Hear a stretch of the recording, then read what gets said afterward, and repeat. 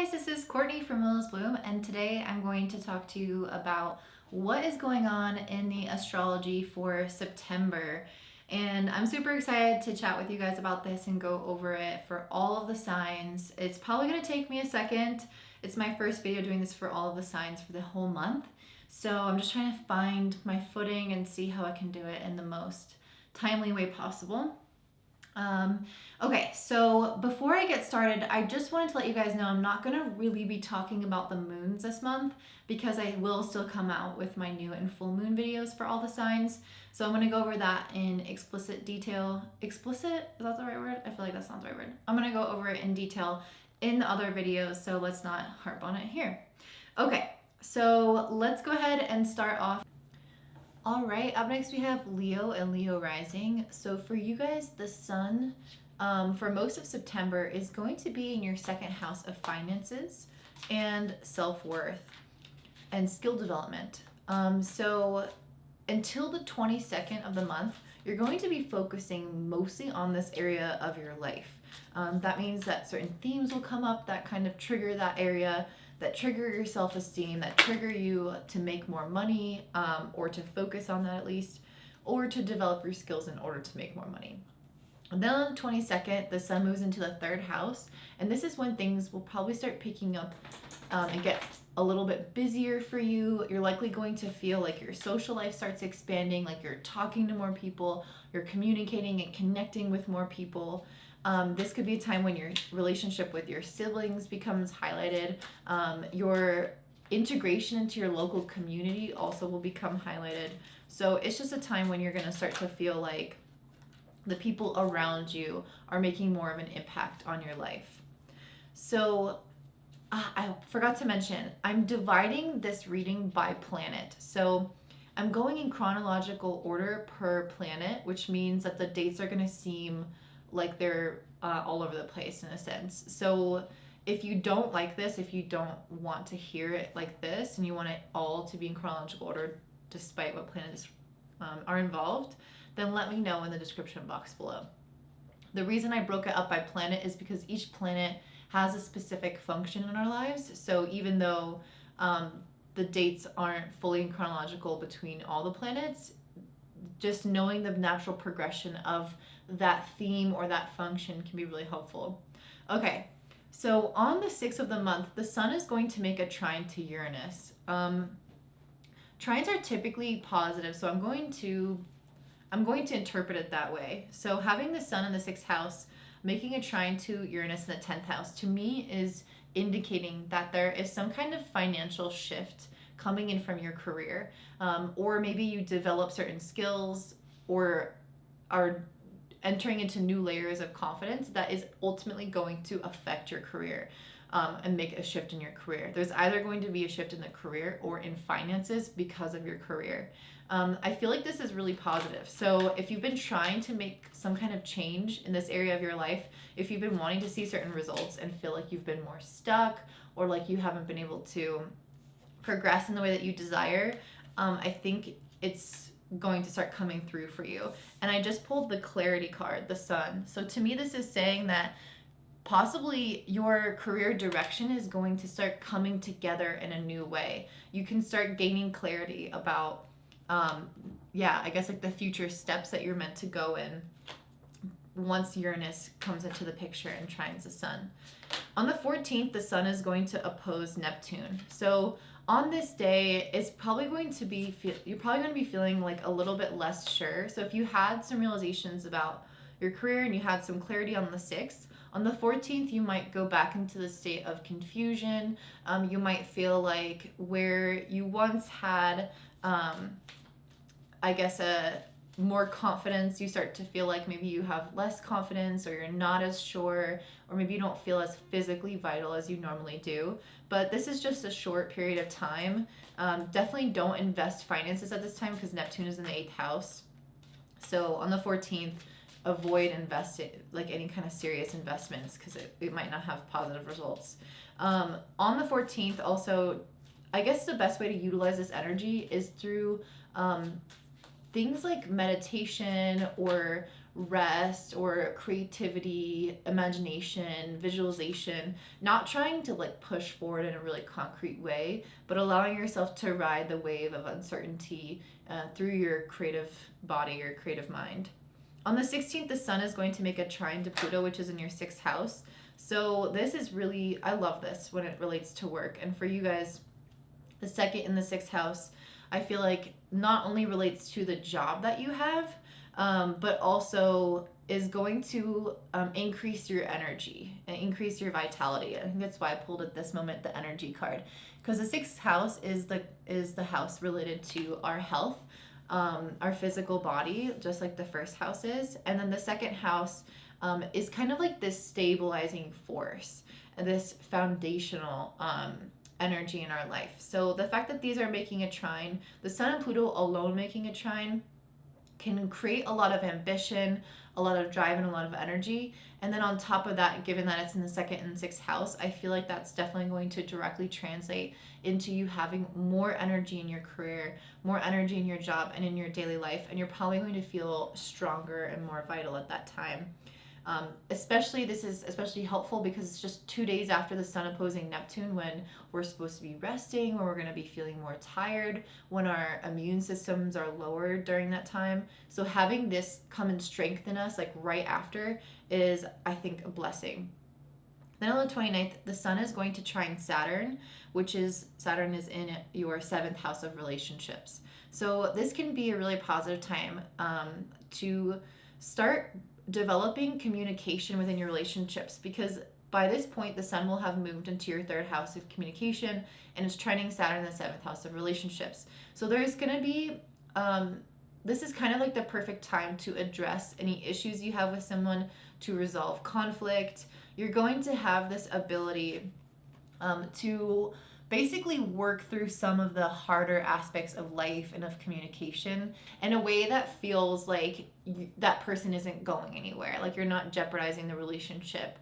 There's a level of commitment that people are going to show up to in that conversation, and you're going to make forward progress, and you're going to see some old patterns be able to fall away, because you guys are both coming at this with a really stable energy, with a really open mind, and you're willing to listen to each other and work on whatever this issue is, if there is an issue, or it could just be positive communication and just developing your understanding of one another. So during the month of September, you're going to have Mercury in the sign of Libra in your third house. So the communication card makes a lot of sense here, because Mercury is a planet of communication, and it's in its home house of the third house, linked to communication and neighborhoods and siblings and community. So it's really strong here. Mercury is able to really be in its own element and work in your favor. And it's going to be in this house until November 5th. So you have 2 months to really focus on shifting your mindset, being more open-minded to other people, or being more decisive about things, whatever that shift looks like for you. And then working on the way that you communicate this shift in your mindset, or you communicate your change in your thoughts. So on the 4th of the month, Mercury is making a trine to Saturn in your 7th house. So again, I see communication being improving drastically at this time. So I feel like, again, this is kind of the similar message to what I was saying before, but if you have something that you want to bring up with somebody to resolve past conflict, to solidify a relationship, to just improve your like well-being with another person, the 4th is a great time to do so, as well as the 29th and the 20th. On the 20th, Mercury is making a trine to Jupiter, so it's going to give that same feeling of whatever you kind of address on the 4th is going to feel like it's resolved, like there's been an improvement, like you've gained some sense of wisdom from that experience, and now your life has shifted because of that.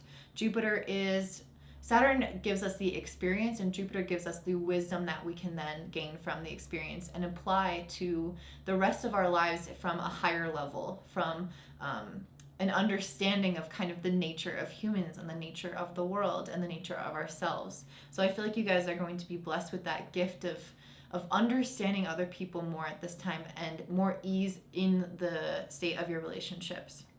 But then just 2 days later, we have Mercury making a square to Pluto. So even though you were kind of riding high on this and things were feeling good, on the 22nd, Mercury is going to then be challenged by Pluto. So this is when you might find that your wisdom being put to the test. You might find people who challenge your belief systems. You might find that this especially comes in through work, where maybe your colleagues are thinking something different than you, or maybe you're having a health condition and it's challenging your mindset around that health condition. Mental health essentially could be a really big like trigger at this time, or it could be a conversation with people that you relate to at work. So there can be kind of different ways that this can come in. Regardless, it tends to be more of a challenge, where other people maybe want us to believe or think or have certain ideas than we do. And if it's a health thing, it's like your mindset can be really challenged, to need to be changed in order to accept a situation, like I guess have the best results out of a certain health situation. And then on the 27th, Mercury is going retrograde in Libra. So this is our opportunity to start to finish up any old tasks, to have conversations that you meant to have before, to wrap up any unfinished business, especially with other people, or just any tasks that you kind of have laying around, anything open-ended. Now is your chance to do so at the very end of the month. Now let's go ahead and talk about Mars. So Mars is the energy, or is a planet of energy, of drive or momentum. It kind of pushes us forward to take action. So Mars is going to be in Virgo for the first half of the month, and then it's going to shift into Libra. Mars in Virgo is going to be in your second house, and this is going to help you kind of get more in control of your finances and to start looking at the budget and how you spend money, where things are going, getting into more of the nitty-gritty of your finances, so that you can have some sense of control over what is going on in that area of your life. And then when it moves into Libra on the 14th, the second half of the month is really going to be about you, again, focusing more so on this aspect of your communication, your networking. This is you going out into your community and creating more connections. Or just, I guess it could be related to anything. Honestly, Mars in the third house can create a lot of activities, like a lot of things, not only on your to-do list, but on your social calendar. A lot of movement. It can indicate travel. There's like a hustle and bustle kind of energy that goes along with that. So the first half of the month is going to be focused on creating some sort of financial awareness, and the second half of the month I feel like you're going to be more so diving into your tasks, your community, your relationships, and just any area of life that starts to pick up essentially. On the first of the month, Mars is going to be opposing Neptune, so this can be difficult if you are trying to kind of get a hold of your finances. You might start to feel like you don't know where the money has gone. If you are starting to budget at the beginning of the month, there is like a point where you feel like money is either slipping through your fingers or you don't have it fully tracked. There is like some lack of awareness around your finances if it's talking about that. So I would just give it a few days, especially on the 6th when Mars makes a trine to Pluto. You'll start to uncover whatever lost information was there. So you'll start to see underneath the surface why you have certain spending habits, where the money has gone, what you can do to improve it, and you'll just have a deeper awareness around that situation. On the 25th, when Mars is in your third house, it will make a trine to Saturn in your seventh house. So on this date, there's again like some kind of improvement of communication. So whatever was going on the 22nd when Mercury squared Pluto, whatever tension arose during that time, I see it being possibly resolved on the 25th, or at least your motivation is there to resolve it. You have a resolute drive to deal with this issue, to you're not gonna give up. Essentially, Mars making a trine to Saturn, even though these are two malefics, I think they could be working together in your favor because it's a trine. So it's essentially saying the drive of Mars is paired with the determination of Saturn to achieve a certain result in that area of your life. So if there is some kind of weird argument going on or misunderstanding that happens on the 22nd, or frustration, I definitely feel like you're going to be like, no, I'm not just going to sweep this under the rug. I'm going to fix this. I'm going to resolve this. Or if there's a health issue, I'm going to dedicate myself in new and different ways to improving my health. So there's going to be some aspect there that you're ready to remedy at the end of the month. Now let's talk about your love life. So you have Venus and Libra in the third house for the first 10 days of the month. And then after that, Venus is going to move in your fourth house of home and family. It moves into Scorpio. So in the first 10 days of the month, Venus is going to, well, on the 5th, Venus is going to make a square to Pluto in your sixth house. Sometimes I feel like this can bring up issues around, just generally, Venus making a square to Pluto can bring up issues around like control or jealousy. But the first thing that came to mind with you guys is that things surrounding like mental health or your general well-being can start to impact your relationships or the way that you communicate in relationships. Just the day after Sun makes a trine to Uranus, so it's like there can be changes that sort of come on the back of this more intense energy in your communication or in your relationships or even in your health and well-being. It's like you realize that there needs to be some kind of shift, some kind of change, and then the next day that will occur with the Sun trining Uranus. On the 6th, the Venus is going to trine Jupiter. So along with this change, you're going to have Venus giving you the blessings of Jupiter, giving you the blessings of opportunity. So not only are we going to have Uranus giving you this energy to shake up the old and finally implement those things that you've been wanting to do, but from that, you're going to have opportunities and blessings that you haven't had before. This can be coming through your relationships. This can be coming through your communication and understanding with them. So I feel like whatever changes you're making at the beginning of the month not only have to do with yourself, but are going to trickle down and directly impact your close partnerships, your close relationships. Then in the middle of the month, on the 17th, Venus is going to make a square to Saturn. So those positive changes can kind of reach an impasse at this point. Venus squaring Saturn can leave us feeling like the other person isn't trying to understand us, the other person isn't trying to see eye to eye with us, and the communication isn't really improving as we had hoped. So I think that this could be quite frustrating. This could come in specifically around family, or this could be somehow related to your emotions, or even things from the past where you felt like these people in your life are triggering familial wounds or childhood wounds. It could be somehow related to, I don't know if I said this, your physical home. So like if somebody, I don't know, like wants to move in, or like, I don't know, there's so many different ways that this can come across. I don't even want to give examples, but essentially Venus squaring Saturn here can lead to feelings of not being seen, heard, and understood for who you are and for what you need in that moment. And so it can make us feel more distant with the people that are around us. It can make us feel like they're not showing up for us like how we're desiring. And just the day before, you're gonna have Sun trining Pluto, which gives you a lot of energy, gives you a lot of momentum, but also can be it can also bring up some information to the surface of past events or things from that we've kind of suppressed from childhood, and it can bring those to the surface for you to look at. And then the next day you might feel like you can bring those up in your relationships or in your family, and it's like they're not seeing you, they're not hearing you. There's some aspect there of like not the recognition, not the support, not the love that you need.